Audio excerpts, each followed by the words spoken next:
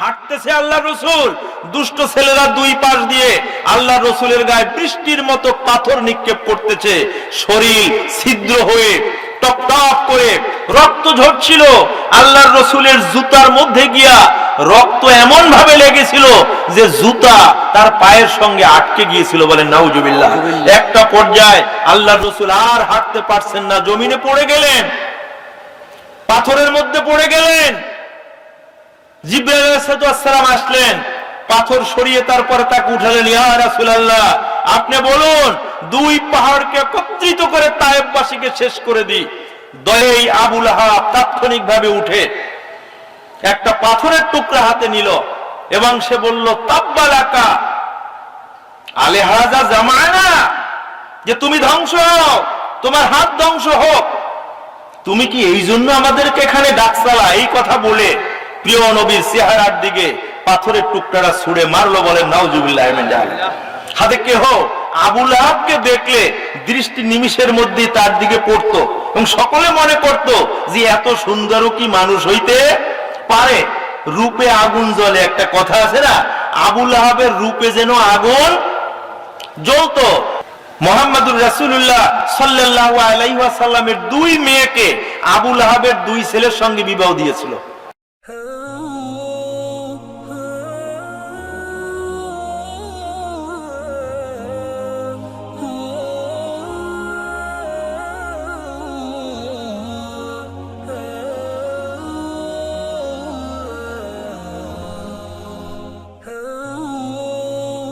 কুরআনুল হাকিমের মধ্যে পুনরায় আয়াত নাজিল করলেন।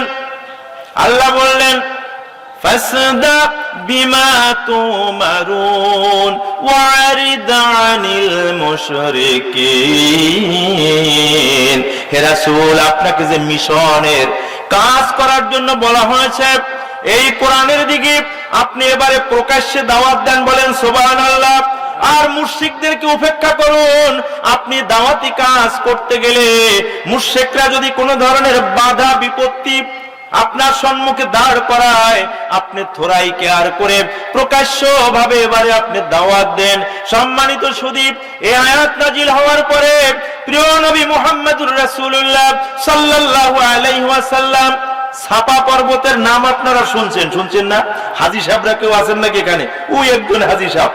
সাফা এবং মারওয়ায় হাজী সাহেবদের দৌড়াইতে হয়, ঠিক কিনা? বাইতুল্লাহর একেবারে অনতি কাছে দুটো পাহাড়, সাফা পাহাড়। আইয়ামে জাহেলিয়াতের যুগেও তাদের একটা নিয়ম ছিল, কোন ধরনের জমায়েত যদি করতে হতো, লোকজনদেরকে ডাকা হতো, বিপদ মুসিবত যদি ঘনিয়ে আসতো, তখন একজন লোক ওই সাফা পর্বতে উঠতো, লাল কাপড় একটা হাতে নিত। এখনো অনেক সময় ওই নদীতে যারা মাছ ধরতে যায় কাপড় নাড়ায়, যাতে করে সাহায্যকারী কোনো ট্রলার আসতে পারে। তো এইটা কিন্তু ইসলামের আগেও ছিল।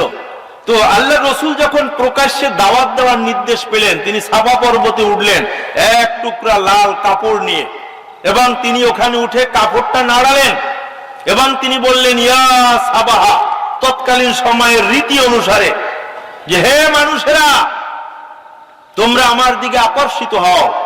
তখন সবাই বুঝতে পারলো যে মুহাম্মদ জানি কোন একটা কাহিনীর সংবাদ আমাদেরকে দিবে। তখন কুরাইশের এবং আশেপাশের সকল মানুষেরা সাফা পাহাড়ের নিচে জমায়েত হলো। সেখানে আবু জাহেল ছিল, সেখানে আবু লাহাব ছিল, হযরতে আব্বাস রাদিয়াল্লাহু তাআলা আনহু ছিল। এমনি ভাবে সকল নেতৃস্থানীয় লোকজন ওই সাফা পাহাড়ের পাদদেশে আল্লাহর রাসূলের আহ্বানে সব জমায়েত হলো। এবারে আল্লাহর রাসূল বক্তব্য দেওয়া শুরু করলেন। তিনি বললেন, হে উপস্থিত জনতা, আমার ব্যাপারে আপনাদের ধারণা কি? আমি কি আপনাদের সম্মুখে সত্য কোনো কথা কখনোই বলেছি না? মিথ্যা কথাও মাঝে মধ্যে বলেছি? সকলেই বলল, আপনি হচ্ছেন একজন সত্যবাদী মানুষ, আপনি হচ্ছেন একজন আলামিন মানুষ। বিপদে মুসিবতে আমরা আপনার কাছে গিয়েছি। ওই কাবা ঘরে যখন হাজরে আসওয়াদ বসানো নিয়ে যখন ঝামেলা বেজেছে, সমস্যা বেঁধেছে, আমরা তখন আপনার কাছে গিয়েছি। আপনার নেতৃত্বের মধ্য দিয়ে আপনি যেভাবে মীমাংসা করে দিয়েছেন, আপনার মীমাংসাকে মেনে নিয়েছি। তিনি বললেন, আমি যদি বলি এই পাহাড়ের পিছনে বড় একদল সৈন্য এসে হাজির হয়েছে, বড় বড় ঘোড়ায় তারা সওয়ার, আধুনিক অস্ত্র শস্ত্র তাদের কাছে রয়েছে, নিমিষের মধ্যে তারা তোমাদের উপরে ঝাঁপিয়ে পড়বে, তোমাদেরকে হত্যা করবে, তোমাদের উপরে জুলুম অত্যাচার করবে, তোমরা আমার এ কথা বিশ্বাস করবে কি? সকলেই সমস্যারে বলল, আপনি হচ্ছেন আলামিন, আপনি হচ্ছেন সত্যবাদী, আপনার ব্যাপারে আমাদের আশ্বস্ততা রয়েছে, বিশ্বস্ততা রয়েছে, আপনি কখনো মিথ্যা বলতে পারেন না, সুতরাং আপনি কি বলবেন আমাদেরকে বলুন। বলেন সুবহানাল্লাহ। আল্লাহ রাসূল সাল্লাল্লাহু আলাইহি ওয়াসাল্লাম পরিবেশটা যখন তৈরি হয়ে গেল, তিনি বললেন, হয় লোক সকল শুনো, ওই সৈন্যরা তোমাদের উপরে হামলা করে জুলুম অত্যাচার করবে। এই মেসেজের মতোই আর একটা মেসেজ, সেটা হচ্ছে তোমরা দুনিয়ায় যেভাবে জিন্দেগি যাপন করছো, জাহান্নামের আগুন তোমাদের জন্য অপেক্ষমান রয়েছে। এই জাহান্নাম থেকে তোমাদেরকে যদি বাঁচতে হয়, তাহলে আল্লাহ সুবহানাহু ওয়া তাআলা নবুয়তের গুরু দায়িত্ব দিয়ে রাসূল হিসাবে আমাকে দুনিয়ায় পাঠিয়েছেন, আমি আল্লাহর পক্ষ থেকে রাসূল হিসাবে এসেছি। সুতরাং তোমাদেরকে একটা কথা মেনে নিতে হবে, আর সেটা হচ্ছে কুলু লা ইলাহা ইল্লাল্লাহু তুফলিহুন, তোমাদেরকে পড়ে নিতে হবে আল্লাহ ছাড়া কোনো ইলাহ নাই, তোমরা সফল কাম হবে। পড়তে হবে লা ইলাহা ইল্লাল্লাহু মুহাম্মাদুর রাসূলুল্লাহ। এই কথা বলার সঙ্গে সঙ্গে পিন পতন একটা নীরবতা চলে আসলো, কেউ মুখ ফাটিয়ে কিছু বলতেছে না। আবু জাহেল ওখানে আছে, তেলে বেগুন এসে জ্বলে উঠল, সে চাচ্ছিল মুহাম্মদ সাল্লাল্লাহু আলাইহি ওয়াসাল্লামের উপরে একটা কিছু ঘটাবে, হামলা করবে, কিন্তু সাহস পাচ্ছিল না। আবু জাহেল হচ্ছে তার চাচা, কিন্তু বংশীয় চাচা, ঠিক কিনা? আপন চাচা না, ওখানে আপন চাচা আব্বাস রাদিয়াল্লাহু তাআলা আনহু আছে, হামজা রাদিয়াল্লাহু তাআলা আনহু আছে, তারা তখনও ইসলাম গ্রহণ করে নাই। সে মনে করলো, যদি আমি এখন মুহাম্মাদের উপরে চড়াও হই, তাহলে হামজা আব্বাস আমার এমন ভাবে ঘায়েল করবে, আমি যে মাজা সোজা করে দাঁড়াতে পারবো না। সে চাচ্ছিল যে তার নিকটাত্মীয়দের মধ্য থেকে কেউ এর প্রতিবাদ করুক। সম্মানিত শুধু নিকট আত্মীয়দের মধ্যে একজন, যিনি হচ্ছেন রাসূলের আপন চাচা আবু লাহাব, রাসূলের আপন চাচা আবু লাহাব, এই লোকটা তার আত্মীয় স্বজনের মধ্যে একমাত্র ব্যক্তি, এবং তার স্ত্রী যারা প্রিয় নবী মুহাম্মদুর রাসূলুল্লাহ সাল্লাল্লাহু আলাইহি ওয়াসাল্লামকে অনেক কষ্ট দিয়েছে, তার উপরে জুলুম নির্যাতন করেছে। এই আবু লাহাব তাৎক্ষণিকভাবে উঠে একটা পাথরের টুকরা হাতে নিল এবং সে বলল, তাব্বালাকা আলেহাজা জামানা, যে তুমি ধ্বংস হও, তোমার হাত ধ্বংস হোক, তুমি কি এই জন্য আমাদেরকে এখানে ডাকছালা? এই কথা বলে প্রিয় নবীর চেহারার দিকে পাথরের টুকরাটা ছুঁড়ে মারলো। বলেন নাউজুবিল্লাহি মিন যালিক। হাদিসের মধ্যে এসেছে যে এক হাত কিংবা তার চাইতে কম দূরত্বে পাথরের টুকরাটা পড়লো, অর্থাৎ আল্লাহর রাসূলের গায়ে এই পাথর পড়ে নাই। সম্মানিত সুধী, আবু লাহাব এই কথা বলার কারণে রাসূল করিম সাল্লাল্লাহু আলাইহি ওয়াসাল্লাম হৃদয়ে কষ্ট পেলেন, কিন্তু দয়ার নবী, মায়ার নবী কোনো প্রতিবাদ করলেন না, কোনো বদদোয়া করলেন না। কিন্তু দয়ার নবী, মায়ার নবীর স্রষ্টা, যিনি তাকে রাসূল হিসাবে পাঠিয়েছেন আল্লাহ সুবহানাহু ওয়া তাআলা, তিনি এই বিষয়টাকে মেনে নিতে পারলেন না, তিনি সহ্য করতে পারলেন না। জিবরাইলকে ডাক দিয়ে বললেন, জিবরাইল, একটা সূরা নিয়ে যাও, কিছু আয়াত নিয়ে যাও, নাজিল করে দাও। মুহাম্মদ সাল্লাল্লাহু আলাইহি ওয়াসাল্লামকে অভিশাপ দিয়েছে যে তুমি ধ্বংস হও, তুমি ধ্বংসের মধ্যে পড়ো। সুতরাং আমি আল্লাহ সুবহানাহু ওয়া তাআলার পক্ষ থেকে প্রকৃতপক্ষে ধ্বংস কে হবে, আমি কাকে ধ্বংস করব, এই মেসেজ নিয়ে কিছু আয়াত দিচ্ছি, সূরা দিচ্ছি। এই আয়াত সূরা নিয়ে প্রিয় নবী মুহাম্মদুর রাসূলুল্লাহ সাল্লাল্লাহু আলাইহি ওয়াসাল্লামের কাছে নাজিল করো। বলেন সুবহানাল্লাহ। সেই মেসেজ, সেই সূরা হচ্ছে তাব্বাত ইয়াদা সূরা, ঠিক কিনা? সূরা লাহাব সূরা। এই ঘটনার পরিপ্রেক্ষিতে এই সূরাটা আল্লাহ নাজিল করলেন। আল্লাহ এখানে বললেন তাব্বাত ইয়াদা, ধ্বংস হোক দুই হাত, আবু লাহাবের দুই হাত ধ্বংস হোক। কিন্তু সে পাথর মারছে কয় হাত দিয়া? এক হাত দিয়া। কিন্তু দুই হাতের কথা বলা হলো কেন? কারণ এক হাত দিয়ে যখন আমরা কাজ করি তখন আর এক হাতও নড়াচড়া করে অ্যাটেম্প নেওয়ার জন্য। একেবারে এই হাত পকেটের মধ্যে রাইখা আর এক হাত দিয়ে কিন্তু কাম করা যায় না। যার কারণে দুই হাতের কথা আল্লাহ সুবহানাহু ওয়া তাআলা উল্লেখ করলেন। শুধু দুই হাত না, মূলত এর মধ্যে যে তাত্ত্বিক অর্থ সেটা হচ্ছে আবু জাহেলের সকল অঙ্গ প্রত্যঙ্গ, অর্থাৎ আবু জাহেল ধ্বংস হোক। এই কথা বলেই আল্লাহ এরপরে বললেন যে ওয়াতা, আল্লাহর সহ্য হয় নাই, তিনি আর দেরি করেন নাই, যে আসলে আবু লাহাব যে কাজ করেছে সেই ইতিমধ্যেই ধ্বংস হইয়া গেছে। এখন এই আবু লাহাব হচ্ছে রাসূল করিম সাল্লাল্লাহু আলাইহি ওয়াসাল্লামের আপন চাচা। এর নাম হচ্ছে আব্দুল উজ্জা। নাম কি? আব্দুল উজ্জা। কিন্তু লাহাব বলা হয় এ কারণে, লাহাব বলা হয় আগুনের লেলিহান শিক্ষাকেও লাহাব বলা হয়। এই লোকটার চেহারা ছিল খুব উজ্জ্বল সুন্দর, আপনার সাদা এবং লাল মিলানো, অর্থাৎ যে কেহ আবু লাহাবকে দেখলে দৃষ্টি নিমিষের মধ্যে তার দিকে পড়তো এবং সকলে মনে করত যে এত সুন্দরও কি মানুষ হইতে পারে? রূপে আগুন জ্বলে, একটা কথা আছে না, আবু লাহাবের রূপে যেন আগুন জ্বলতো। এ কারণে আব্দুল উজ্জা নাম থাকলেও সে আবু লাহাব নামেই পরিচিত ছিল। এই আবু লাহাব হচ্ছে প্রিয় নবী মুহাম্মদুর রাসূলুল্লাহ সাল্লাল্লাহু আলাইহি ওয়াসাল্লামের একেবারে আপন চাচা। সম্মানিত সুধী, এই লোকটা রাসূল করিম সাল্লাল্লাহু আলাইহি ওয়াসাল্লামের সবচাইতে বিরোধিতা করেছে। যখন এখান থেকে এই পাথর মেরে সে বাসার দিকে গেল, বাসায় গিয়া তার দুই ছেলেকে ডাকলো। এই দুই ছেলে, একজন হচ্ছে উতবা আর একজন হচ্ছে উতাইবা। তার তিনটা ছেলে ছিল। কয়টা ছেলে ছিল? তিনটা। একটার নাম হচ্ছে উতবা, বড় ছেলে, মাহতাব মেজো ছেলে, আর সেজো ছেলে বা ছোট ছেলের নাম ছিল উতাইবা। তো আল্লাহর রসুলের সঙ্গে মূলত তার একটা ভালো সম্পর্ক ইতিপূর্বে ছিল। আল্লাহর রসুল যখন জন্মগ্রহণ করেছিলেন সবচাইতে বেশি খুশি হয়েছিল এই চাচা আবু লাহাব। বলেন সুবহানাল্লাহ।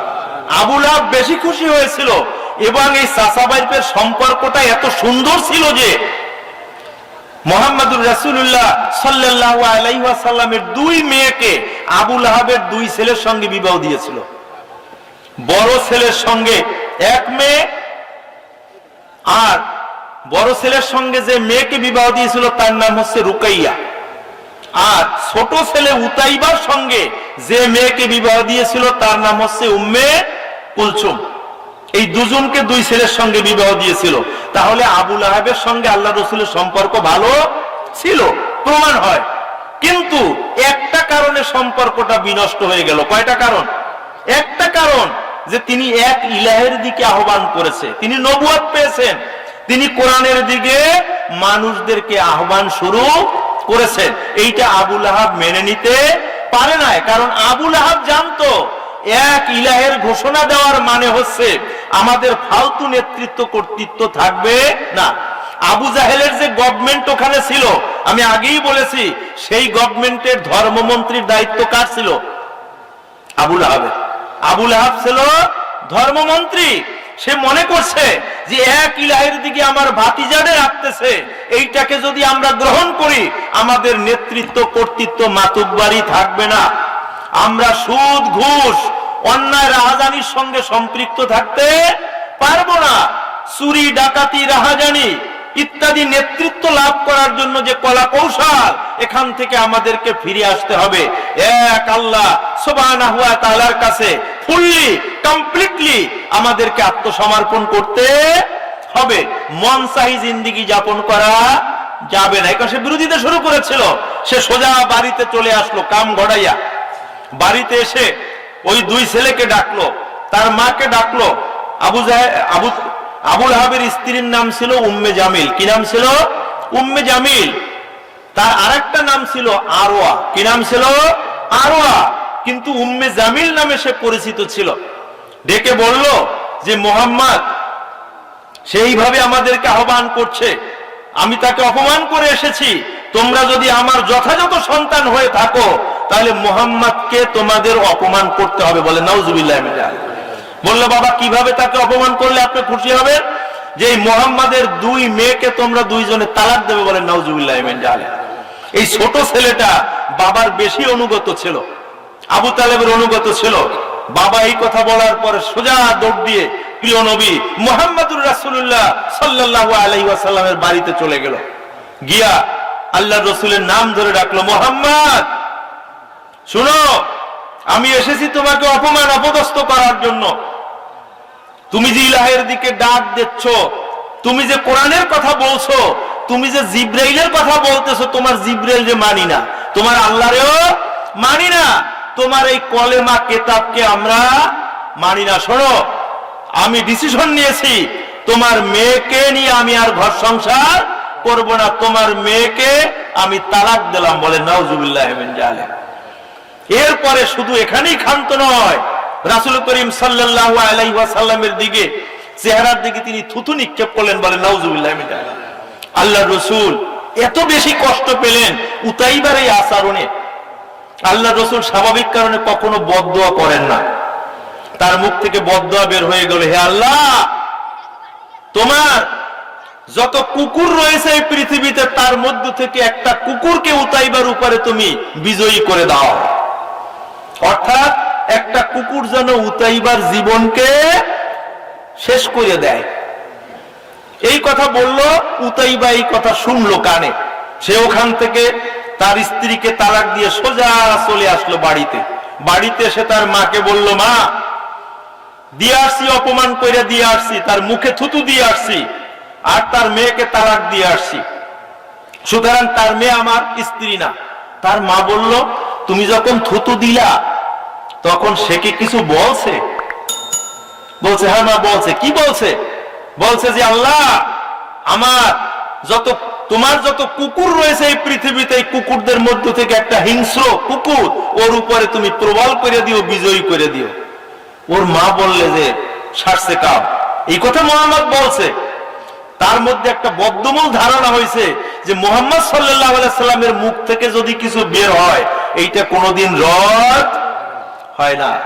স্বামী স্ত্রী দুজনে মিলে টেনশনে পড়ে গেল যে কাম তো সারিছে, এই ছেলে, একে তো আর রক্ষা করা বোধহয় যাবে না। এখন ছেলের স্ত্রীও নাই, সুতরাং ছেলেকে এখন বিবাহ করাইতে হবে। খুব পাহারা দিয়ে রাখে, বিবাহ করাইতে হবে। স্বামী স্ত্রী মিলে পরামর্শ করলো যে এই ছেলেকে এই দেশে বিবাহ করাইব না, কারণ মুহাম্মাদের মেয়ে তালাক দিয়েছে, এই কথা শুনলে তার কাছে কেউ আর মেয়ে দিবে না। চলো ওকে নিয়ে আমরা সিরিয়ায় যাইব, বিদেশে গিয়া বিদেশি মেয়েদেরকে আমার পুত্রের বউ বানাইব। একটা কাফেলা নিয়া আবু লাহাব সে চলে গেল ছেলেকে বিবাহ করার জন্য সিরিয়ায়। সেখানে যাওয়ার পরে সেখানে তিনি পৌঁছার পরে লোকজনের সঙ্গে বিষয়টি নিয়ে আলাপ করলো। আলাপ করার পরে সে লোকজনকে বলল, দেখো, আমার এই ছেলেটা নিয়ে আমি আশঙ্কা বোধ করতেছি কোন ধরনের সমস্যা পাশে না হয়, সুতরাং একে আমরা কিছুদিন এখানে অবস্থান করব, বিবাহ করানোর পর এলাকায় চলে যাব, এই জন্য তাকে একটু পাহারা দিয়ে রাখতে হবে। সন্ধ্যা ঘনিয়ে আসলো, এখন ঘুমাতে হবে। তখন চিন্তা করলো যে এই ছেলেকে যদি নিচে রাইখা আমরা ঘুমাই, তাহলে যদি মুহাম্মাদের বরদোয়া কার্যকর হয়, তাহলে একটা মাসাওয়ালা ঘর খুঁজলো, মাসাওয়ালা ঘরের নিচে নিজেরা থাকলো, ছেলেটাকে মাসার মধ্যে রাখলো। সম্মানিত সুধী, রাত্র যখন একেবারে নাক ডাকা ঘুম যখন মানুষ দিল, রাত্র দ্বীপ্রহর, আল্লাহ সুবহানাহু ওয়া তাআলা কুকুর একটা পাঠালো। আসলে কি কুকুর? আল্লাহ সুবহানাহু ওয়া তাআলার পক্ষ থেকে এক ফেরেশতা আসলো কুকুরের বেশে। সে এসে লাফ দিয়ে ওই ঘরের ভিতরে ঢুকে আবু তালেবের মুখ শুকলো, এই আবু লাহাবের মুখ শুকলো। সে সুখে দেখলো যে আল্লাহর রাসূল যাকে বদদোয়া দেছে এই লোকটার মুখ থেকে সেই গন্ধ আসে না। সে কি করবে? এদিক ওদিক তাকাইয়া শোকাশোকি কইরা সে গন্ধ পাইল মাচার উপরে, এক লাফে মাচার উপরে উঠলো। উঠে ওখানে শুয়ে আছে উতাইবা, রাসূলের মুখে যে থুতু দিয়েছে, রাসূলের কন্যাকে তালাক দিয়ে তাকে অপমান অপদস্থ করেছে, এক নিমিষের মধ্যে তার বুকের উপরে চেপে বসে বুকটা ফ্রে কলিজা নিয়ে তারপরে লাফ দিয়ে পড়লো। ছেলে আব্বা আব্বা বলে ডাক দিল, বাবা সহ সকলের ঘুম ভেঙে গেল। তখন উপরে উঠে দেখলো ইতিমধ্যেই কাম সারা, কুকুর একটা কলিজা নিয়ে চলে যাচ্ছে, বুক ছিঁড়া কলিজা নিয়ে কুকুর চলে যাচ্ছে। সম্মানিত সুধী, প্রিয় নবী মুহাম্মদুর রাসূলুল্লাহ সাল্লাল্লাহু আলাইহি ওয়াসাল্লামের সঙ্গে বেয়াদবি করার কারণে উতাইবার পরিণতি এইটা হলো। এরপরে বাকি থাকে আবু লাহাব, এরপরে তার মা। মায়ের কথা পরে, আগে আবু তালেব, এই আবু লাহাব, যে আবু লাহাব ধ্বংস হোক। সম্মানিত সুধী, এই আবু লাহাব তার চরিত্রটা কি ছিল? আল্লাহ রসুল সাল্লাল্লাহু আলাইহি ওয়াসাল্লাম যখন কলেমার দাওয়াত নিয়ে কোথাও যেতেন তখন তিনি পিছনে পিছনে যাইতেন। আল্লাহ রসুল এক বাড়িতে ঢুইকা কলেমার কথা বলতেন, বইলে টইলে ওখান থেকে বের হওয়ার পরে আল্লাহ রসুল যখন বের হতেন ও ঢুকতো। ভোটের সময় আমরা এই কামটা করি, ঠিক কিনা?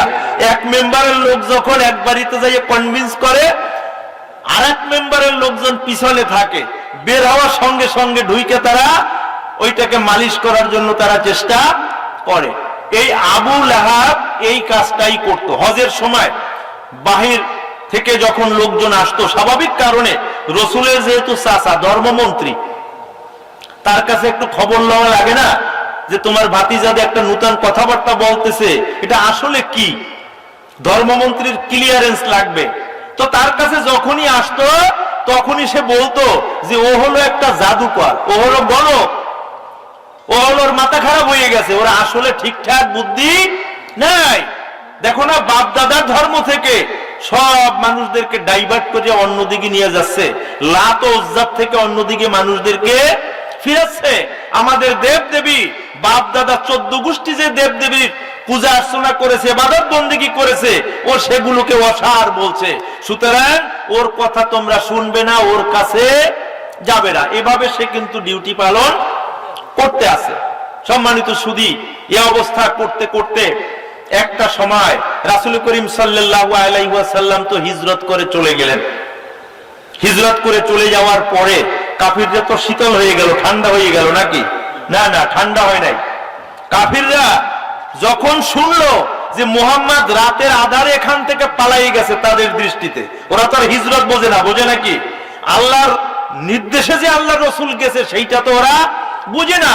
ওরা মনে করছে যে আমাদের ভয়ে পালাইয়া চইলা গেছে। প্রথমত মনে করছে যাক আপদ একটা কমছে, কিন্তু যখন তারা শুনলো, খবর আসলো, মেসেজ আসলো যে মুহাম্মদ সাল্লাল্লাহু আলাইহি ওয়াসাল্লাম মদিনায় গিয়া একটা রাষ্ট্র কায়েম করে সেই রাষ্ট্রের সে এখন প্রেসিডেন্ট, বলেন সুবহানাল্লাহ।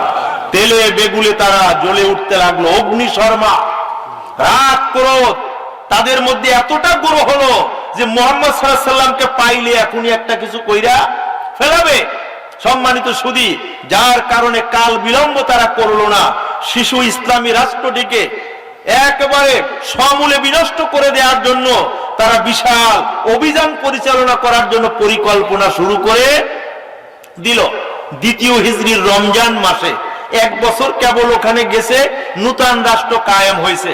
কাফেররা মনে করতেছে আর সময় দেওয়া যায় না, রাষ্ট্রের কলেবর যদি বৃদ্ধি হয়ে যায় আমরা ওদের সঙ্গে পেরে উঠবো না, সুতরাং এখনই সমুচিত শিক্ষা দিতে হবে।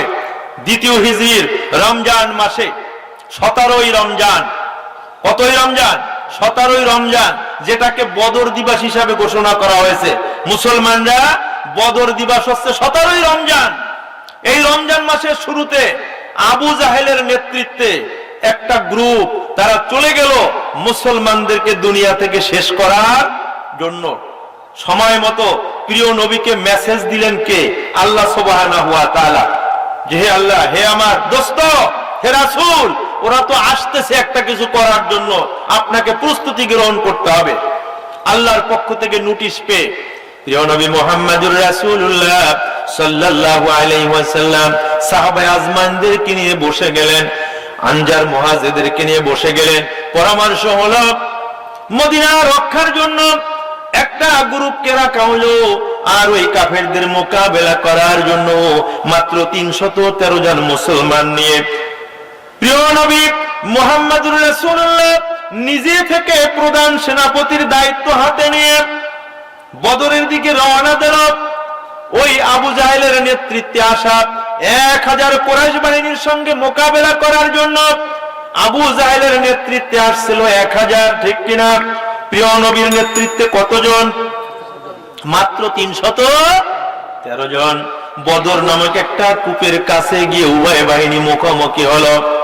সম্মানিত সুদীপ, এক প্রান্তে আবু জাহেলের বাহিনী আর এক প্রান্তে প্রিয় নবী মুহাম্মদুর রাসূলুল্লাহ সাল্লাল্লাহু আলাইহি ওয়াসাল্লামের বাহিনী, মুসলমানদের বাহিনী। সেনাপতি হচ্ছে প্রিয় নবী মুহাম্মদুর রাসূলুল্লাহ সাল্লাল্লাহু আলাইহি ওয়াসাল্লাম। আল্লাহর নবী রাসূল সেনাপতি হওয়া লাগবে কিসের জন্য? সে যদি লা ইলাহা ইল্লাল্লাহর জিকির করতো আর আল্লাহ আল্লাহ জিকির করতো, তাতে হইতো না? কেন? জোরে জোরে যদি লাফাই লাফাই জিকির করতো, সমস্যা কি ছিল? কামটা কি? জিকির করলেই তো আসতো আর খাইতো।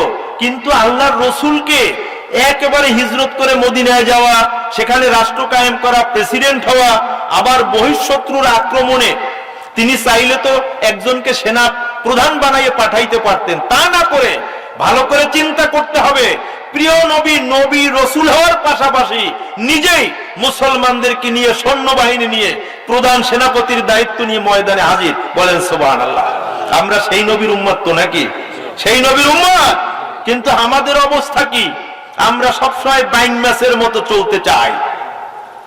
দুনিয়ার স্বার্থ, নেতৃত্ব, কর্তৃত্ব, অর্থ, সম্পদ, মাতুব্বারি সব লাগবে, কিন্তু কোন ঝক্কি ঝামেলা আমরা নিতে রাজি না। সবাই যেন আমারে সালাম আসসালামু আলাইকুম সালাম আলী দেয়, সবাই যেন আমারে ভালোবাসে। আল্লাহর রাসূলকে সবাই কি ভালোবাসে? মাত্র 313 জন ভালোবাসার সাথে গেল, 1000 আসলো তাকে খতম করার জন্য, ঠিক কিনা? তাহলে ভালোবাসার চাইতে খতম করার লোক বেশি ছিল। এখনো আছে না নাই? এখনো আছে না নাই? এখনো আছে। আল উলামা ওয়ারাসাতুল আম্বিয়া। নবী নাই, ঠিক আছে, নবীওয়ালা কাজ কি কখনোই বন্ধ হবে? হইছে? কিয়ামত পর্যন্ত কি বন্ধ হবে? এই নবীওয়ালা কাজ কারা করবে? আল উলামা ওয়ারাসাতুল আম্বিয়া। আলেমরা হচ্ছে নবীদের ওয়ারিস, তারাই এই কাজ করবে। সাধারণ মানুষের দায়িত্ব হলো আলেমদের সহযোগিতা করা, আলেমদের নেতৃত্বকে গ্রহণ করা। বোঝেন কথাগুলো? বোঝেন? সম্মানিত সুধী, ভালো করে বুঝতে হবে। এবার আল্লাহ রাসূল প্রধান সেনাপতি, কঠিন মুহূর্ত, কঠিন মুহূর্ত না? এই কঠিন মুহূর্তে আল্লাহ রাসূল কি করলেন? পানি আনালেন, ওযু করলেন, জায়নামাজ বিছালেন, নামাজ পড়ে আল্লাহর কাছে সাহায্য চাইলেন। কেন? আল্লাহ কোরআনে বলেছেন, ইয়া আইয়ুহাল্লাযীনা আমানু ইসতাঈনু বিস-সাবরি ওয়াস-সালাত। হে ঈমানদার মানুষেরা, ধৈর্য ধরে ধরে নামাজ পড়ে পড়ে বিপদের মুহূর্তে আমি আল্লাহর কাছে তোমরা সাহায্য চাও। বলেন সুবহানাল্লাহ। আল্লাহর কাছে সাহায্য চাইলে তিনি সাহায্য দেওয়ার ওয়াদা করেছেন। বলেন সুবহানাল্লাহ। আল্লাহ রাসূল আয়াতের উপরে আমল করলেন। এরপরে যুদ্ধ বেজে গেল, মুসলমানরা আল্লাহর পক্ষ থেকে সাহায্য পাইল। কোরআনুল হাকিমের মধ্যে আল্লাহ বলেছেন, আসমান থেকে পর্যায়ক্রমে ছোট ছোট ফেরেশতাদের দল এসে মুসলমানদের পক্ষে অস্ত্র পরিচালনা করেছে। বলেন সুবহানাল্লাহ। যখন যুদ্ধ শেষ হয়ে গেল, এই যুদ্ধ শেষ হওয়ার পরে যে সকল 70 জন বাগা বাগা প্লেয়ার মুসলমানদের হাতে বন্দী হলো, ওই যে আবু জাহেল সব 70 জন বাগা বাগা প্লেয়ার সেদিন নরকে গিয়েছিল, অর্থাৎ নিহত হয়েছিল। যাদেরকে বন্দী করেছিল তাদের মধ্য থেকে লোকেরা বলল মুসলমানদের কাছে, ও মুসলমানরা, যুদ্ধের ময়দানে আমাদের লোকগুলোকে তোমরা তো কাটো নাই। বলছে, কে কেটেছে? আমরা দেখেছি কিছু মানুষ যাদের ঘাটটা অনেক লম্বা, চিত্রাল ঘোড়ার উপরে তারা সওয়ার ছিল, চক চৈকা তরবারি তাদের হাতে ছিল। সেই মানুষগুলোর মাথায় ছিল সাদা পাগড়ি, গায়ে ছিল সাদা জুব্বা। বলেন সুবহানাল্লাহ। আল্লাহ রসুলের কাছে বন্দীদের এই কথা শুনে সাহাবা আজমাইন আল্লাহ রসুলের কাছে এসে মেসেজটা দিল। আল্লাহ রসুল মুস্কি হাসলেন, এরপরে বললেন, আল্লাহ সুবহানাহু ওয়া তাআলা আমাকে যে সাহায্যের ওয়াদা করেছিলেন, চতুর্থ আসমানের ফেরেশতারা এসে মূলত আমরা মুসলমানদেরকে সাহায্য করেছে, বলেন সুবহানাল্লাহ।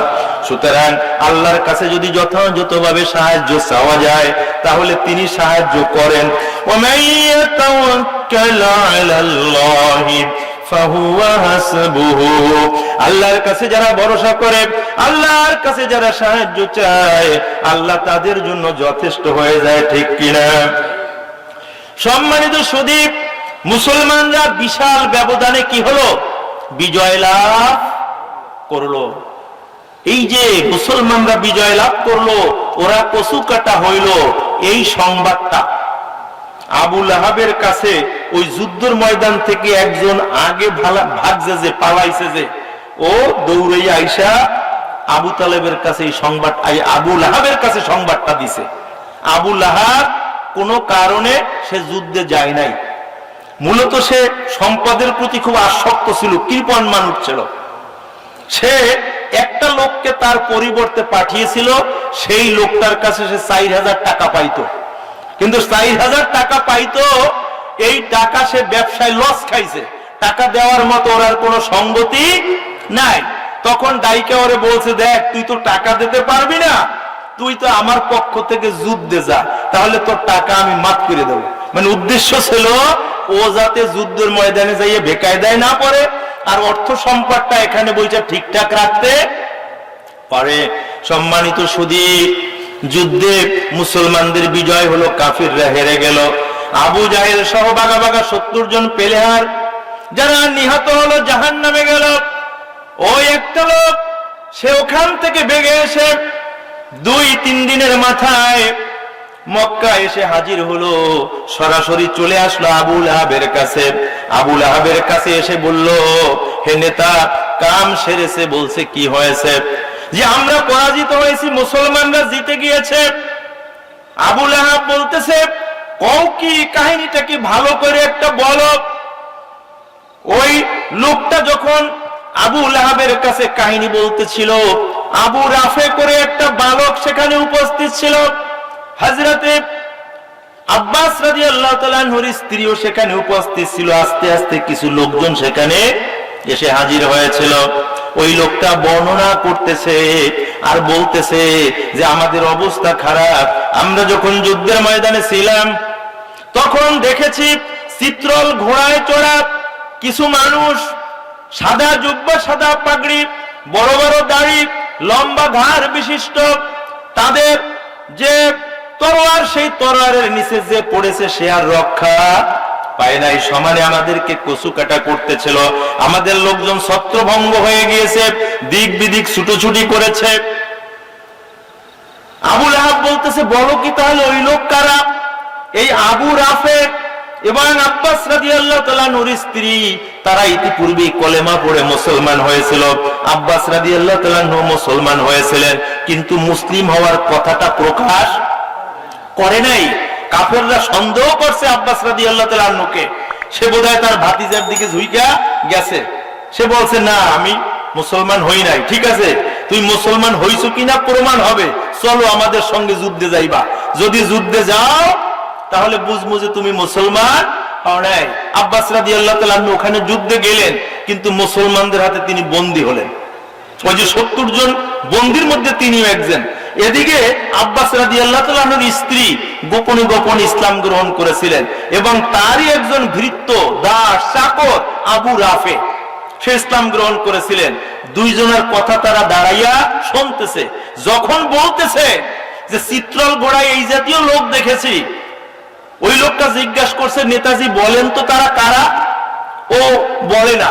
আবু রাফে এই বালকটা উঠে বলতেছে যে আমি বুঝে ফেলছি, ওরা হচ্ছে ফেরেশতা, বলেন সুবহানাল্লাহ। এই কথা বলার সঙ্গে সঙ্গে আবু লাহাব রক্তবর্ণ ধারণ করলো এবং ওর গায়ে এমন ভাবে চক্রাঘাত করলো, সে ঘুরে জমিনে পড়ে গেল এবং সে কঠিন ভাবে আহত হলো।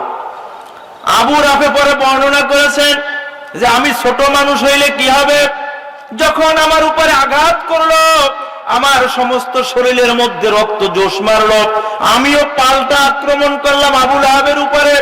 কিন্তু আমি ছিলাম ছোট মানুষ, আমি আক্রমণ করে সফল হতে পারলাম না। আবু লাহাব দু হাতে আমাকে তুলে ধূপ করে জমিনের মধ্যে ফেলে দিল। এরপরে আবু লাহাব আমার বুকের উপরে চড়ি আমার উপরে পিটান শুরু করলো। সম্মানিত সুদীপ, আব্বাস রাদিয়াল্লাহু তাআলার স্ত্রী সেখানে আছে। আব্বাস রাদিয়াল্লাহু তাআলার স্ত্রী সে খুঁজে একটা পাথরের হাতুড়ি পাইল। এই হাতুড়ি নিয়ে সম্মুখে অগ্রসর হয়ে গিয়ে বলল যে আবু লাহাব বকবক, আজকে আব্বাস রাদিয়াল্লাহু তাআলা ওর মনিব আব্বাস যদি থাকতো তাহলে তুমি যে অত্যাচার রাফের উপরে করতেছো এর বদলা নিত। ওর মনিব না থাকার কারণে তুমি এই ছোট্ট বালকের উপরে জুলুম করতেছো। এই কথা বলে আব্বাস রাদিয়াল্লাহু তাআলার স্ত্রী ওই আবু লাহাবের মাথায় এমন জোরে হাতুড়ি দিয়ে টাক দিল, তার মাথা ফেটে গেল, রক্ত পড়তে শুরু করলো। যখনই মাথায় ঘাটা খাইছে, কঠিন ভাবে সে আহত হয়েছে, আর কোনো কথা না বইলা, কারণ মহিলাদের সঙ্গে মাইর খেয়েছে মহিলা গোয়াতে। আমাকে সমাজে আছে না, ঝামেলা যদি হয় মহিলা গোয়াতে মাইর খেলে মানুষ অপমান বোধ করে, ঠিক কিনা? ও কোনো কথা না বইলা সোজা বাড়িতে চলে গেল। বদর যুদ্ধের 2 দিন পর, কয়দিন পর? 2 দিন পরের কাহিনী এটা। সম্মানিত সুদীপ, ও যে জখম হইল, কঠিন জখম হইল, বাড়িতে যাওয়ার পরে প্রচন্ড রকমের অসুস্থ হইল। ইতিমধ্যে সোয়াসে রোগ পেলে রোগে আক্রমণ করলো। এই মাথার ক্ষত আর শুকালো না, এটা পছন ধরলো। পছন ধরে সমস্ত শরীরের মধ্যে এগুলো ছড়িয়ে গেল এবং একটা সোয়াসে রোগ হইল। বদরের যুদ্ধের 7 দিন পরে সে মারা গেল। এই অবস্থায় মারা গেল সোয়াসে রোগের কারণে। তার ছেলে উতবা বেঁচে ছিল এবং মারতাব বেঁচে ছিল। এই 2টা ছেলে যখন সে মরে তখন তাকে কোনো কায়দায় কাপড় চোপড়ে পেঁচাই নিয়ে 2 পাহাড়ের মাঝখানে রেখে আসলো। অপয়ায় ছোঁয়া যাবে না, স্পর্শ করলে আমাদের মধ্যে রোগ ছড়াইতে পারে। ছোঁয়াছে রোগ, যে করোনা আসছে না, এই করোনার ব্যাপারে আমরা বর্তমানে একটু সহনশীল হয়েছি, অত ভয় পাই না। কিন্তু প্রথম দিকে অবস্থাটা কিন্তু খুবই খারাপ ছিল। যে যদি শোনা যাইতো যে করোনায় মারা গেছে বা করোনা হয়েছে, ওর ধারে কাছেও আপন লোকরাও যাইতো না। সম্মানিত সুধীর, ওই 2 পাহাড়ের মধ্যে পইরা থাইকা খাইয়া না খাইয়া আবু লাহাবের মরণ ঘটলো 3 দিন পরে।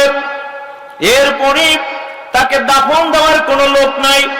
শরীরে পচন ধরে গেছে, মানুষের পচা শরীর থেকে, গোস্ত থেকে প্রচন্ড রকমের দুর্গন্ধ আসে, ঠিক কিনা?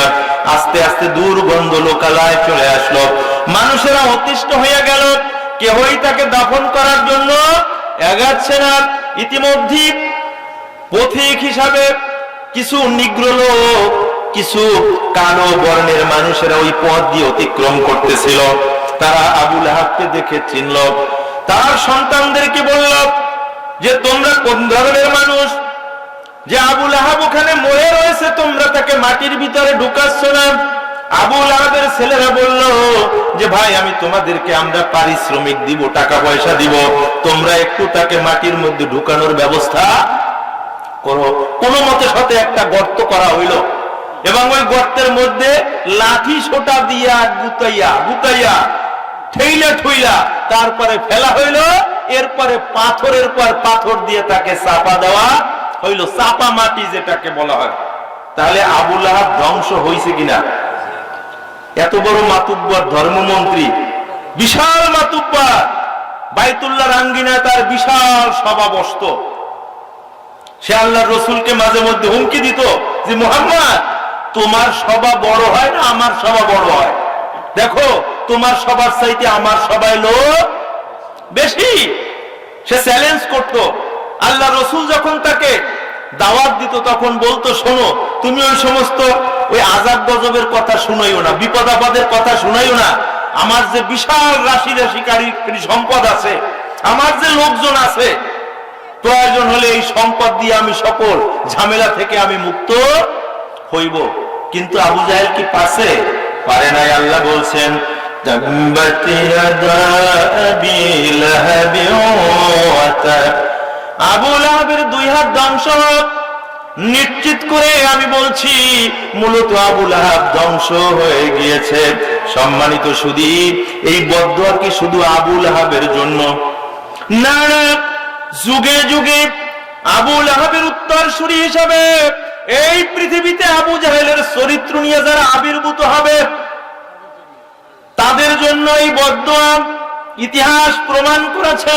সে যুগ থেকে শুরু করে এই যুগ পর্যন্ত যারা কোরআনুল হাকিমের বিরুদ্ধে অবস্থান গ্রহণ করেছে, কোরআনের বিরোধিতা করেছে, নবী আলাইহিস সালামের বিরোধিতা করেছে, কঠিন জিল্লাতির মুখোমুখি আল্লাহ সুবহানাহু ওয়া তাআলা ওই মানুষগুলোকে করে ছেড়েছেন, ঠিক কিনা?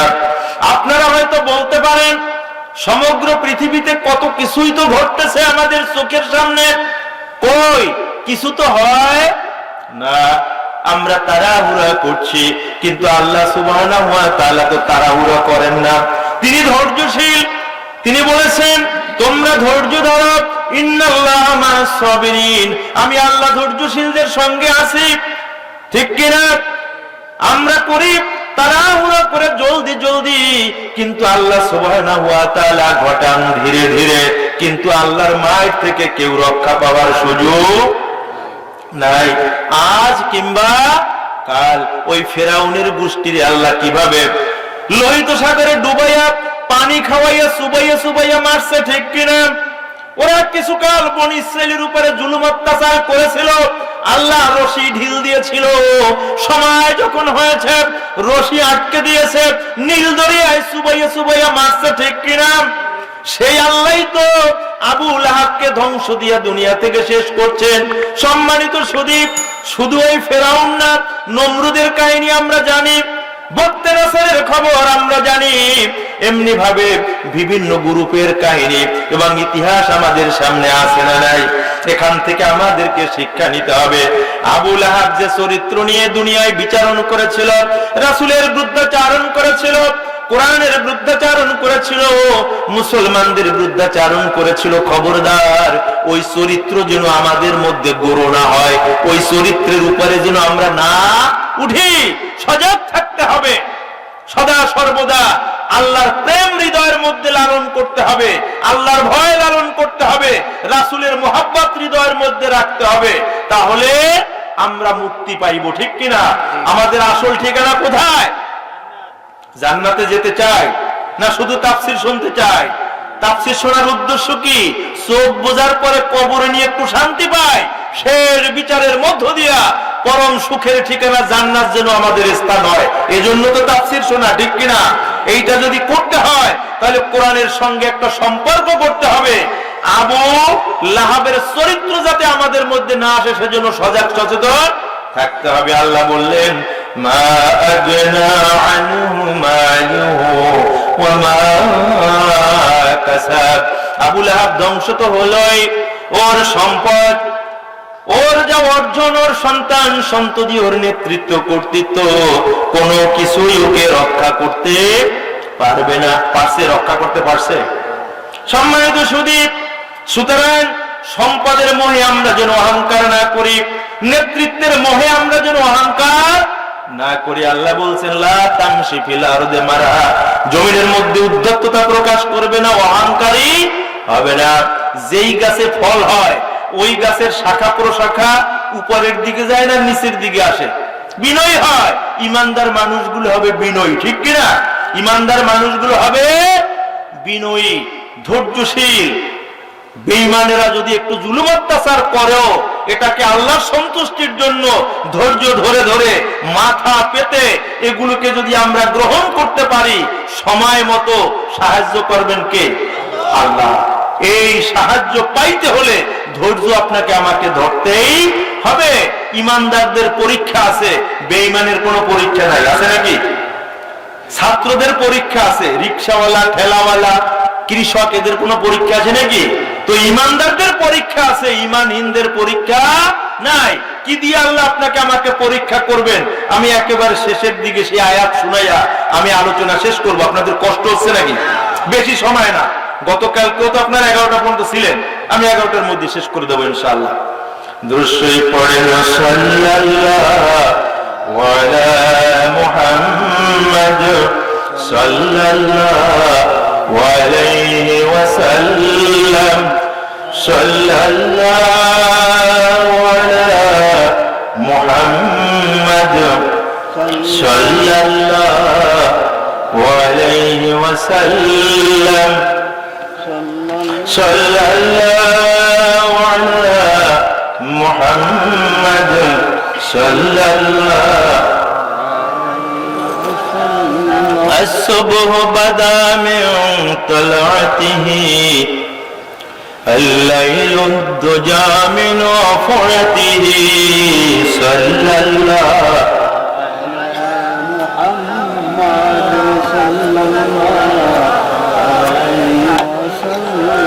صلى الله على محمد صلى الله عليه وسلم.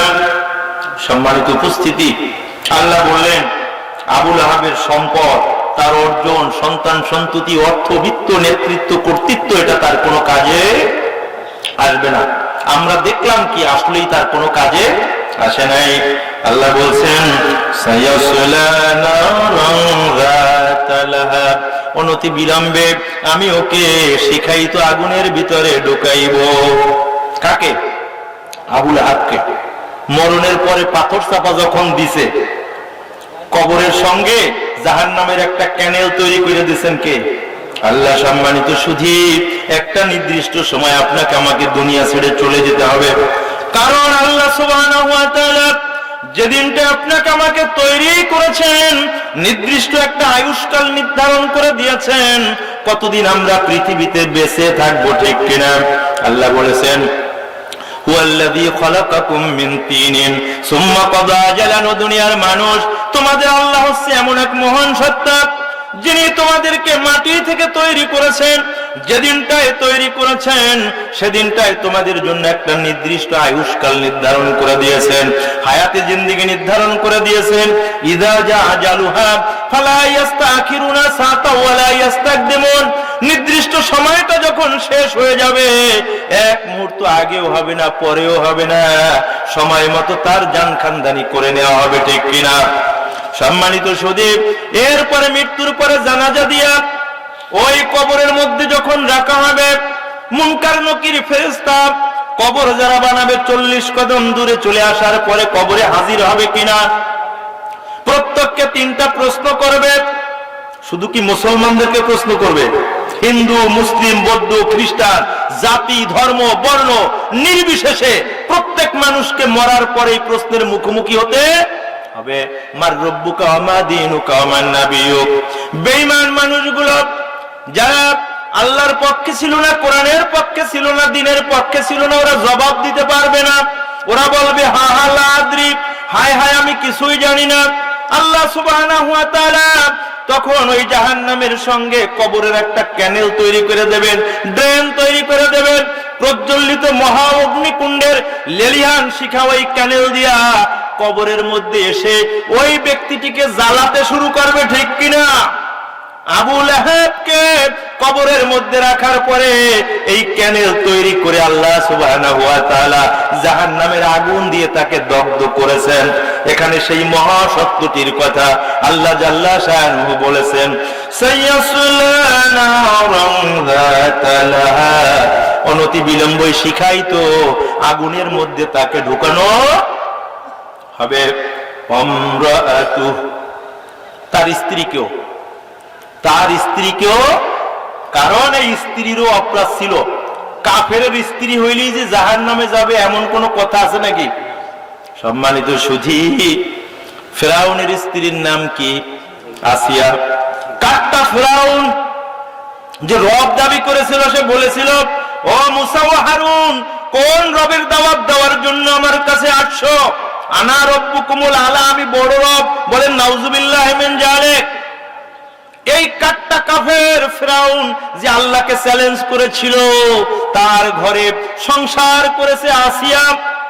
কিন্তু আল্লাহর নবী মুহাম্মদুর রাসূলুল্লাহ সাল্লাল্লাহু আলাইহি ওয়াসাল্লাম আসিয়াকে জান্নাতি বলে ঘোষণা দিয়েছেন। বলেন সুবহানাল্লাহ।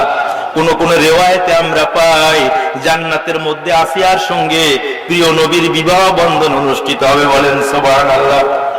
সুতরাং আবু লাহাবের স্ত্রী হওয়ার কারণে তার স্ত্রী জাহান্নামে যাবে না, অর্থাৎ আবু লাহাবের যেমনি ভাবে বাজে চরিত্র ছিল এই মহিলারও তেমনি ভাবে বাজে চরিত্র ছিল।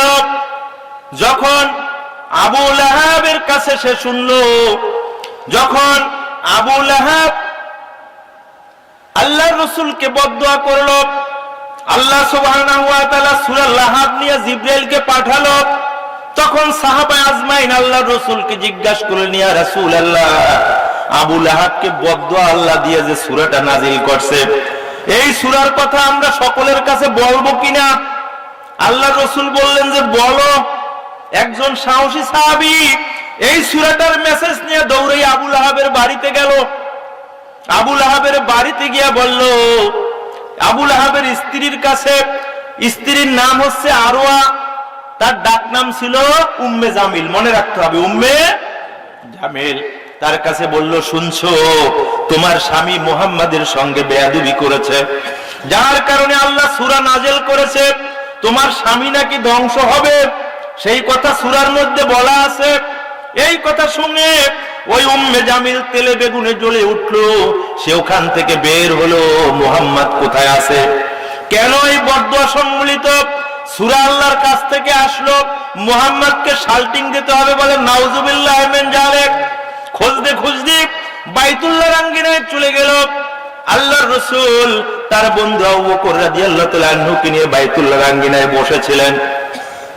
আল্লাহর রাসূল দেখলেন ওই মহিলা অত্যন্ত জোরে সোরে দ্রুত পায়ে দিকে এগিয়ে আসছে, মুহাম্মদ সাল্লাল্লাহু আলাইহি সাল্লামকে খুঁজতেছে, খবর নিচ্ছে।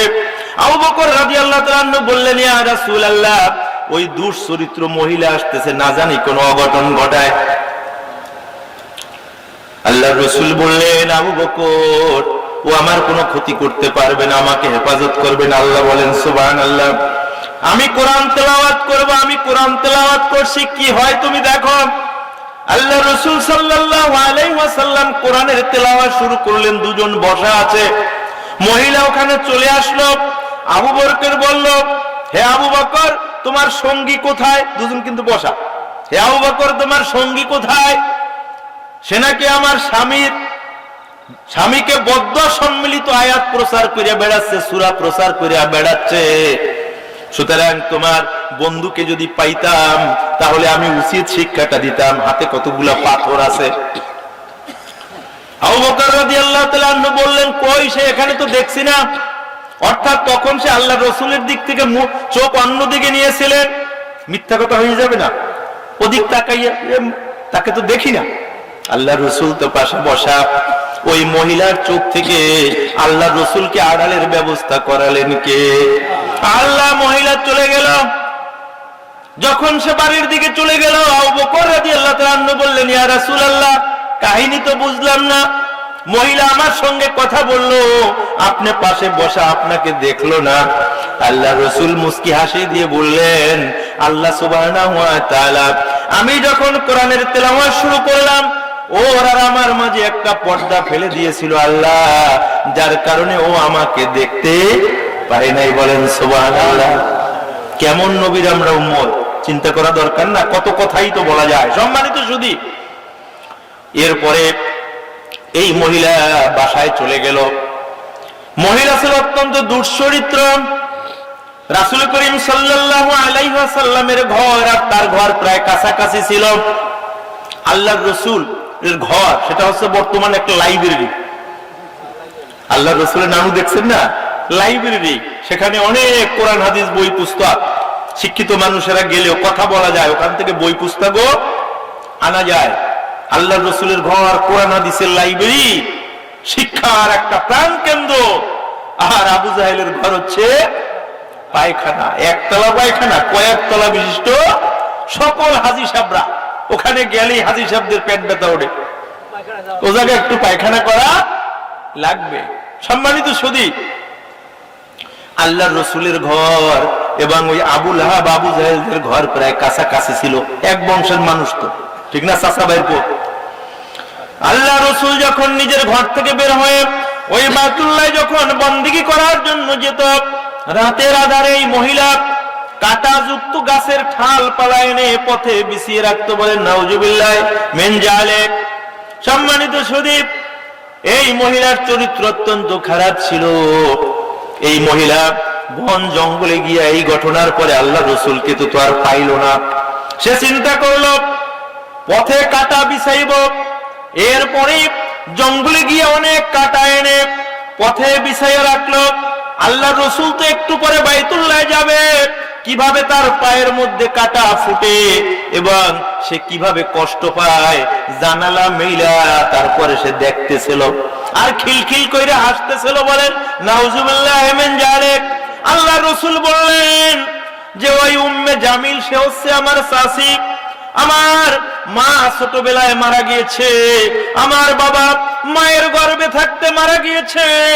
আমি ওই আবু লাহাবের স্ত্রীকে চাচী ডেকেছি, সে আমার চাচী মায়ের মতো করে আমি তাকে সম্মান শ্রদ্ধা করেছি।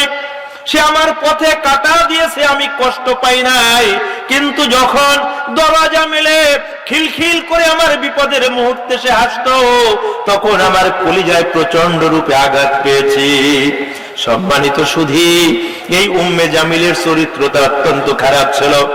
তার গলে একটা মূল্যবান হার ছিল, ধনী মানুষের স্ত্রী, তার স্বামী ছিল নেতা, তার ভাইও ছিল নেতা। এই ভাই ছিল আবু সুফিয়ান। ভাইয়ের নাম কি? আবু সুফিয়ান। সেও ছিল নেতা, কাফের থাকা অবস্থায় কাফেরদের নেতা। পরে সে মুসলমান হয়েছিল, তখন সে মুসলমানদের নেতা। এই মহিলার বাবার নাম ছিল হরফ, সেও ছিল একজন নেতা, ধনী মানুষ এবং নেতার মেয়ে হচ্ছে উম্মে জামিল। অনেক সম্পদের মধ্যে সে প্রতিপালিত হয়েছিল। একটা মূল্যবান হার তার গলায় ছিল।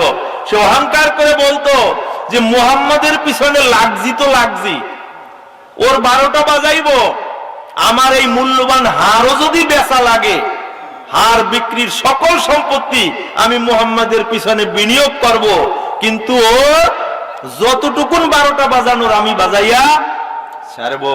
সম্মানিত সুধী, আল্লাহ রাসূলের 12টাও বাজাইতে চাইছে। আল্লাহ রাসূল 12টা বাজানোর জন্য চিন্তাও করেন নাই, চিন্তা করেছেন একজন, তিনি কে? ওই খিলখিল করে হাসার পরে এই অসভ্য দুষ্ট মহিলা চিন্তা করলো আরো বেশি কাটা দিতে হবে। সে একটা বড় বস্তা নিল, আর এই বস্তাটা যেহেতু ওজন হবে, একটা রশি নিল। সেই রশি গলার মধ্যে ঝুলাইয়া বস্তাটা এভাবে পিছনের দিক থেকে ধইরা, বন্ধুরা যেভাবে বস্তা নেয়, পিছন দিক থেকে বস্তা জাগাইল, আর এই বস্তাটার একটা রশি ঘাড়ের সঙ্গে দিল যাতে হেলে দুলে বস্তাটা পড়ে না যায়। বস্তা নিয়ে করতে করতে আসতেছে, কষ্ট হইতেছে তো, মহিলা মানুষ না, এবারে বেশি কাটা আনতে গেছে। পথিমধ্যে একটা পাহাড়ের পাদদেশে এসে সে শ্রান্ত ক্লান্ত হয়ে গেছে। চিন্তা করলো একটু বিশ্রাম গ্রহণ করি। একটা পাথর রাখা ছিল একটা গর্তের মুখে, গর্তের মুখে একটা পাথর রাখা ছিল। বস্তাটা কোনো মতে সাথে রেখে গলায় কিন্তু রশি লাগানো আছে। বস্তাটা পাশ থেকে নামাইয়া ওই পাথরের উপরে বৈশা বিশ্রাম নিতেছে। এক ফেরেশতাকে আল্লাহ বলতেছে, ফেরেশতা যাও না, লারা দাও, পাথরটা সরাও। পাথরটা সরানোর সঙ্গে সঙ্গে ও টুপ করে পড়ে গেল, আর ওই বস্তার যে রশিটা গলায় ফাঁস পড়ে গেল, এবং গলায় ফাঁস কইরা ওইখানে কুপোকাত, ওইখানে সে নির্মম ভাবে নির্লজ্জ ভাবে মরে থাকলো। অনেক খোঁজাখুঁজি, উম্মে জামিলকে পাওয়া যাচ্ছে না। তার 2 ছেলে মাহতাব আর উতবা, পরিবার পরিজনের লোকরা খোঁজাখুঁজি করলো। লোক মুখে শুনতে পারলো সে জঙ্গলের দিকে গিয়েছিল। জঙ্গলের পথে হাঁটতে হাঁটতে কিছু দূরের পরে তার মায়ের দেখা মিলল। ততক্ষণে শরীরের মধ্যে রুহু নাই। তাহলে নির্মম ভাবে আল্লাহ তাকে কি করলেন? ধ্বংস করে দিলেন। স্বামীটাকেও ধ্বংস করলেন, বউটাকেও ধ্বংস করলেন। এই উম্মে জামিল মাকরা মহিলা আমাদের সমাজে আছে না নাই? ইসলামের গতিরোধ করার জন্য সর্বশক্তি নিয়োগ করবে, প্রয়োজন বোধে মান সম্মান পর্যন্ত লুটাতে রাজি, কিন্তু আলেম ওলামার 12টা বাজাবেই, ইসলামের 12টা বাজাবে, এরকম লোক আছে না নাই? সম্মানিত শরীফ, এই লোকগুলো থেকে আমাদেরকে সজাগ সচেতন থাকতে হবে। উম্মে জামিলের যে চরিত্র ছিল, আবু লাহাবের যে চরিত্র ছিল, এই চরিত্র আমাদের মাঝে গ্রহণ না হয়, সেজন্য আমাদেরকে অত্যন্ত সজাগ সচেতন থাকতে হবে। আমাদেরকে মুত্তাকি হতে হবে, ঠিক কিনা? আমাদেরকে ঈমানদার হতে হবে। ঈমান মানে হলো বিশ্বাস। মৌলিক 7টা বিষয়ের উপরে আমরা যদি বিশ্বাস করি ঈমানদার হইব। আর মুত্তাকি হইতে হলে সার্বক্ষণিক ভাবে আল্লাহ জাল্লা শানুর ভয় হৃদয়ের মণিকোঠার মধ্যে ঢুকাতে হবে, ঠিক কিনা? আমরা যদি মুত্তাকি না হইতে পারি, এই কোরআনের পথে আমরা চলতে পারবো কি? পারবো না। কোরআনের হেদায়েত আমরা লাভ করতে পারবো না। কোরআন থেকে বরকত লাভ করে নিজেদেরকে ধন্য করতে পারবো না। বলবেন হুজুর পাইছেন কই, বানাইয়া কোন নাই? না না, বানাইয়া বলছি না। কোরআনুল হাকিমের শুরুতে আল্লাহ জাল্লা শানুহু বলে দিয়েছেন, আলিফ লাম মিম যালিকাল কিতাবু লা রাইবা ফীহি হুদাল লিল মুত্তাকিন। আল্লাহু আকবার। আল্লাহ বলেন আলিফ লাম মিম, এই সেই কিতাব যার মধ্যে কোনো সন্দেহ নাই। এই কিতাবের পথে চলতে পারবে ওই মানুষগুলো যারা হবে মুত্তাকি। বলেন সুবহানাল্লাহ। তাহলে মুত্তাকি কারা? যারা মনের মধ্যে আল্লাহর ভয় 24টা ঘন্টা আল্লাহর ভয় একদম অন্তর থেকে বের করবে না। আল্লাহকে সর্ব অবস্থায় সে বিশ্বাস করবে, ভয় করবে। আল্লাহর ভয় যদি সার্বক্ষণিক ভাবে হৃদয়ের মধ্যে থাকে, কোন আকাম কুকাম আমাদেরকে টাচ করতে পারবে কি? হ্যাঁ, টাচ করতে পারবে না। আপনাকে জনগণ ভোট দিয়ে মেম্বার করেছে, আপনার হৃদয়ের মধ্যে যদি আল্লাহর ভয় থাকে, কালবাট বানানোর সময় ইট বালি চুরি করতে পারবেন কিনা? পারবেন। অপরের সম্পদ জমিন চাষ করার জন্য হাল লাঙ্গল নিয়ে ময়দানে নেমেছেন, নাঙ্গল কাইট করে দিয়া পাশের জমিন থেকে 1 বিঘা আইলে ঠেলে দিয়া একটা গুছি বাড়াইতে পারবেন কি? ধারা চ্যাপটা করতে পারবেন কি? আপনার হৃদয়ের মধ্যে যদি মাওলার ভয় থাকে, আপনি কি ঘুষের লেনদেন করতে পারবেন? আপনার হৃদয়ের মধ্যে যদি মাওলার ভয় থাকে, তাহলে আপনি সুদের সঙ্গে সংযুক্ত হইতে পারবেন কি? সুদ বোঝেন? সুদ, ঘুষ, এগুলো কি জায়েজ? এগুলো জায়েজ না। সুদ ঘুষ থেকে যদি বাঁচতে হয়, গীবত চগলখুরি থেকে যদি বাঁচতে হয়, অন্যায় ভাবে মানুষদেরকে হত্যা করে, এর থেকে যদি বাঁচতে হয়, হৃদয়ের মণিকোঠার মধ্যে আল্লাহর ভয় সার্বক্ষণিক ভাবে ঢুকিয়ে রাখতে হবে, ঠিক কিনা? আল্লাহ সুবহানাহু ওয়া তাআলা আছেন কোথায়? কই আছেন? কই? কুরসিতে। কোথায় আছেন? কুরসিতে। আল্লাহর একটা সিংহাসন আছে, সেইটার নাম কি? আরশ। সেইটার নাম হচ্ছে আরশ, সিংহাসন। সেই সিংহাসনের মধ্যে একটা চেয়ার আছে, চেয়ারকে আরবিতে বলে কুরসি। সেই চেয়ারের মধ্যে আল্লাহ বসা আছেন। এবং সেই চেয়ারটা কতটুকুন, কয় ফুট লম্বা, কয় ফুট প্রস্থ বলতে পারেন কি?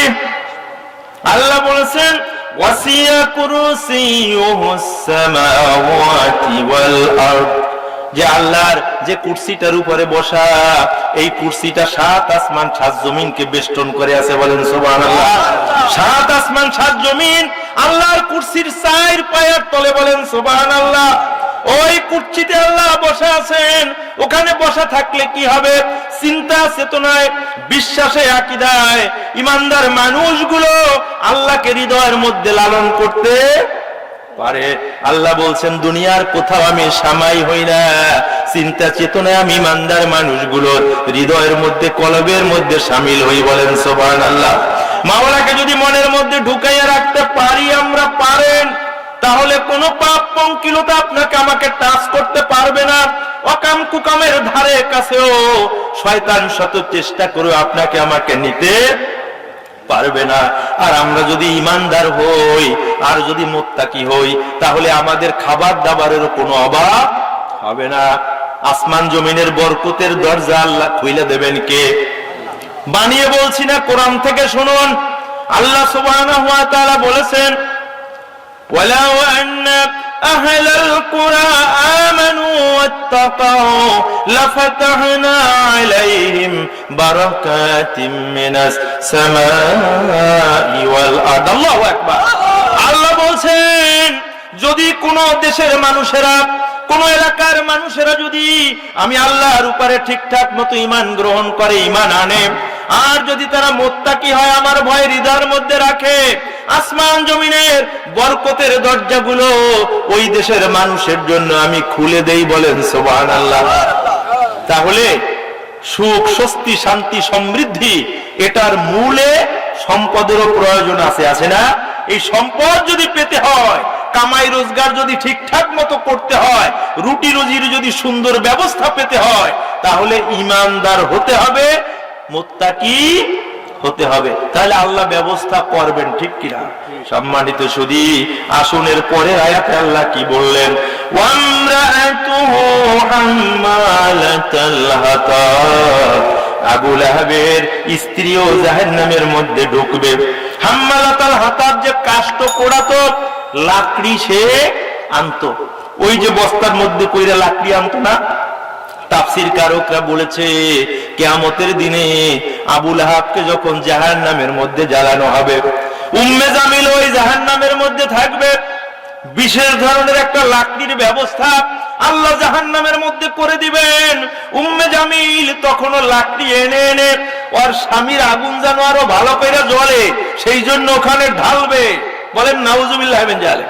সম্মানিত সুধী, সুতরাং আল্লাহ বললেন, হাম্মালাতাল হাতাব ফি জিদিহা হাবলুম মিন মাসাদ। জিদ মানে ঘাড়, যে ঘাড়ের রশি দিয়া বস্তা ভইরা যে লাকড়ি সংগ্রহ করত। ওই উম্মে জামিলের কিছু সিফাত এখানে বর্ণনা করছে, তার চরিত্র বর্ণনা করেছে, যে এই মহিলা দুশ্চরিত্র মহিলা, যে স্বামীর অনুসরণ করত, আল্লাহ রসুলকে কষ্ট দিত, দ্বীনের সম্প্রসারণকে রোধ করার জন্য সর্বশক্তি নিয়োগ করেছে, তার স্বামীও করেছে, সেও করেছে। কুরাইশদের মধ্যে দুইটা গোত্র ছিল আল্লাহ রসুলের আপন, একটা হচ্ছে বনু হাশেম আর একটা হচ্ছে বনু মুত্তালিব, বনু আব্দুল মুত্তালিব। তো তারা আইএমএ জাহিলিয়াতের যুগেও মক্কার মানুষদের কিছু বৈশিষ্ট্য ছিল, যত খারাপই হোক, আত্মীয় স্বজন এবং বংশের লোকদের জন্য তাদের হৃদয়ের মধ্যে একটা দরদ ছিল। এটা তাদের একটা ঐতিহ্য ছিল, যে আমি আমার বংশের লোক, সে যদি আমার দলেরও না হয়, তার উপকারের জন্য আমি আসি। কিন্তু আমাদের দেশে কিন্তু এইটা নাই, সারা পৃথিবীতেই নাই। ভাই এখন ভাইয়ের না, বাপ তার ছেলের না, মা তার মেয়ের না।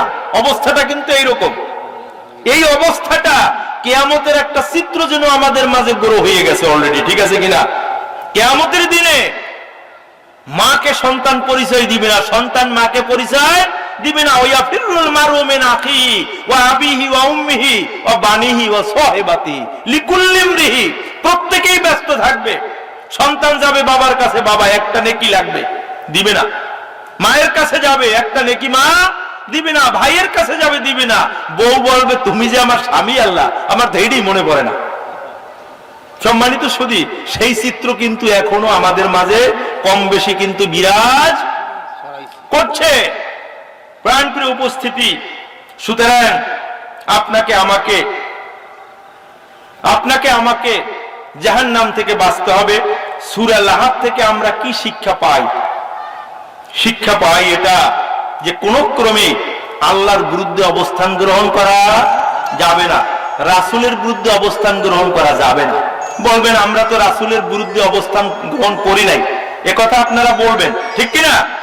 কিন্তু যখন রাসূল করিম সাল্লাল্লাহু আলাইহি ওয়াসাল্লামের বিরুদ্ধে আজে বাজে বক্তব্য দেওয়া হয়, কাফের মুশরিক বেঈমানরা যখন রাসূলের বিরুদ্ধে আজে বাজে বক্তব্য দেয়, আল্লাহর রাসূলকে অপমান করে, ব্যঙ্গ চিত্র বের করে রাসূলকে হেয় প্রতিপন্ন করার চেষ্টা করে। এই কয়েকদিন আগে ফ্রান্সের ম্যাকগাইর গোষ্ঠী আল্লাহর রাসূলের ব্যঙ্গ চিত্র সেটা ভাইরাল করে দিল, ঠিক কিনা? মুসলমানদের ঈমান টেস্ট করলো।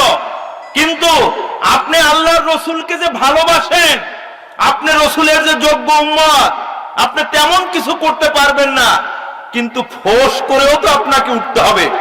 আপনি যদি প্রতিবাদ না করেন, আপনি যদি ফোঁস করে না উঠেন, আপনার হৃদয়ে যদি ব্যথা না লাগে রাসূলকে অপমান করা হচ্ছে, আপনি যদি চুপচাপ ঠান্ডা থাকেন, সুবহানাল্লাহ আলহামদুলিল্লাহ তফজিল হয়ে যদি ব্যস্ত থাকেন, হ্যাঁ, তাহলে এ দিয়ে কি প্রমাণ হয় আপনি রাসূলের পক্ষের লোক না বিপক্ষের লোক? কি প্রমাণ হয়? তাহলে প্রমাণ হয় আপনি আবু লাহাব এবং উম্মে জামিলের উত্তরসূরি, ঠিক কিনা? আবু জাহাল এবং উম্মে জামিলের উত্তরসূরি, আমি উত্তরসূরি। যদি আমি নীরব ভূমিকা পালন করি, এই নীরব দর্শকের ভূমিকা পালন করার লোক আমাদের দেশে আছে না নাই? নামাজ হয়তো ৫ ওয়াক্ত পড়ে, রোজা আসলে রোজাও রাখে, ইসলামী বিভিন্ন গ্রুপের সঙ্গে সংযুক্ত আছে, কিন্তু নাউজুবিল্লাহ নাউজুবিল্লাহ কোনো কিছু শুনলেই নাউজুবিল্লাহ নাউজুবিল্লাহ বইলা চুপচাপ থাকে, কোনো প্রতিবাদে নাই, কোন ধরনের প্রতিক্রিয়া ব্যক্ত করতে নাই। সম্মানিত সুধী, এভাবে করে জান্নাত পাওয়ার কোনো সম্ভাবনা নাই। জান্নাত আপনাকে আমাকে পেতে হলে আপনাকে আমাকে অবশ্যই পরীক্ষার মুখোমুখি হতে হবে, পরীক্ষায় উত্তীর্ণ হতে হবে। রাসূল করিম সাল্লাল্লাহু আলাইহি ওয়াসাল্লামের সামনে পরীক্ষা আসছে কিনা, আল্লাহ রসুলকে জেল খাটতে হয়েছে কিনা, ক বছর বলছি না? 3.5 বছর। 3.5 বছর জেল খাটতে হয়েছে, মোকদ্দমা হয়েছে, রায় হয়েছে মুহাম্মদকে মৃত্যুদণ্ড কার্যকর করতে হবে। মৃত্যুদণ্ড কার্যকর করার সকল আয়োজন তারা সম্পন্ন করেছে, কিন্তু আল্লাহ সুবহানাহু ওয়া তাআলা তার ডিসিশনকে বাস্তবায়ন করার জন্য জিবরাইলের মাধ্যমে ওখান থেকে বের করে নিয়ে গেছে। আল্লাহ সাহায্য তিনি পেয়েছেন, ঠিক কিনা? সম্মানিত সুধী, এরপরে সেই তায়েফের ময়দানে রাসূল করিম সাল্লাল্লাহু আলাইহি ওয়াসাল্লামের শরীর থেকে কত রক্ত দিতে হয়েছে, হয় নাই? কলেমার দাওয়াত নিয়ে গিয়েছিল, তায়েফের মানুষগুলো শিক্ষিত রুচিশীল ধনী মানুষ, মনে করেছিল ওখানে যদি আমি যাই ওরা আমার দাওয়াতকে গ্রহণ করবে, দিনের দিকে আসবে। কিন্তু তায়েফের নেতৃবৃন্দ দাওয়াত তো গ্রহণ করলোই না, রাসূলের পিছনে দুষ্ট ছেলেদেরকে লেলিয়ে দিয়েছিল, ঠিক কিনা? হাঁটতেছে আল্লাহ রসুল, দুষ্ট ছেলেরা দুই পাশ দিয়ে আল্লাহ রসুলের গায়ে বৃষ্টির মতো পাথর নিক্ষেপ করতেছে, শরীর ছিদ্র হয়ে টপ টপ করে রক্ত ঝরছিল। আল্লাহর রসুলের জুতার মধ্যে গিয়া রক্ত এমন ভাবে লেগেছিল যে জুতা তার পায়ের সঙ্গে আটকে গিয়েছিল, বলেন নাউজুবিল্লাহ। একটা পর্যায়ে আল্লাহর রসুল আর হাঁটতে পারছেন না, জমিনে পড়ে গেলেন, পাথরের মধ্যে পড়ে গেলেন।